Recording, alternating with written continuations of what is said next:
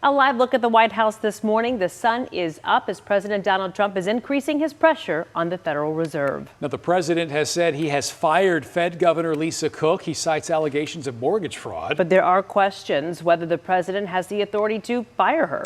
ABC's chief White House correspondent Mary Bruce joins us live from the White House this morning with the latest on the situation. And Lisa Cook says she is not leaving, which I think means a big legal battle. Mary?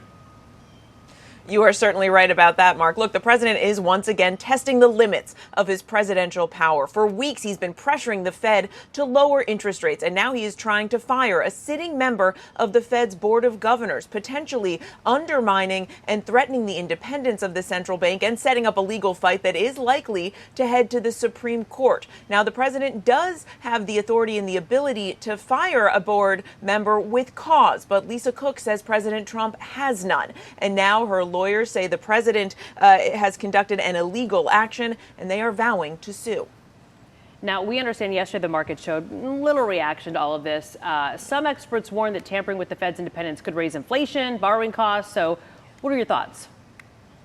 Yeah, Kara, experts that we have talked to warn and caution that without checks and balances, the central bank can overheat, that it can lead to higher inflation, causing big bubbles and crashes. And more broadly, they warn that a move like this could increase doubt in the Fed's independence and credibility and could undermine overall confidence in the economy. Mark, Kara? Yeah, well, Mary, so much with the central bank takes a while for it to kind of play out. It's kind of a trickle-down situation. But in terms of this battle, how long do we see this taking before we have some clarity on this? Well, look, her team says they are going to sue. It will then be up to a judge, essentially, to determine whether the president's justification merited her firing. But this is another case that is likely and expected to end up at the Supreme Court. So this could take some time. But, of course, in the meantime, Fed Chair Jerome Powell has given hints that he could possibly be lowering interest rates at their next meeting, which is, of course, what the president has been after all along.